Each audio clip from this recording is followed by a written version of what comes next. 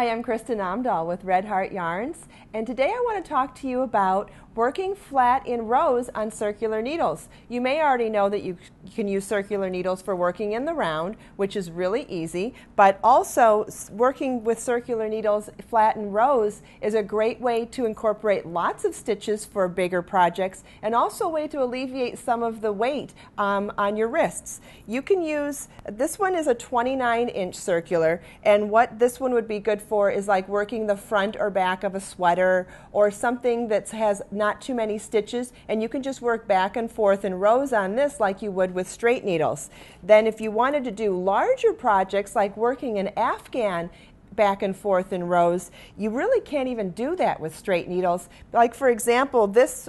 particular blanket here, this one has 192 stitches to cast on, or 196 stitches to cast on, and that would be nearly impossible to do with straight needles at any length. So what I've done here is I've done it on a 36-inch cable, or circular cable needle, and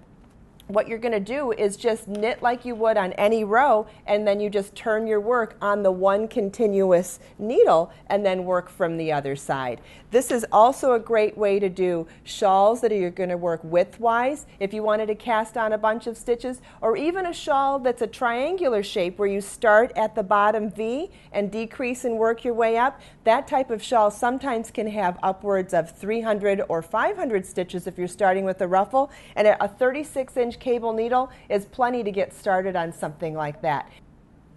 When you're working with this many stitches on your needles, one of my favorite tips is to use stitch markers between your pattern repeat. And what I mean by that is whatever you're working in between the asterisks in your pattern is your repeat for the pattern. And if you put a stitch marker in between each one of those repeats, and if you notice I have quite a few of them on here for 196 stitches, what that does is it helps you to find your, let's say you make a mistake, and unfortunately we all make mistakes once in a while. When you're going back to figure out where that mistake was, it's very easy to find it if you are able to mark off where the pattern starts and stops, because then you can recognize your stitch pattern much quicker. So adding stitch markers between your repeats is a great way to save yourself some time if you need to fix your mistakes.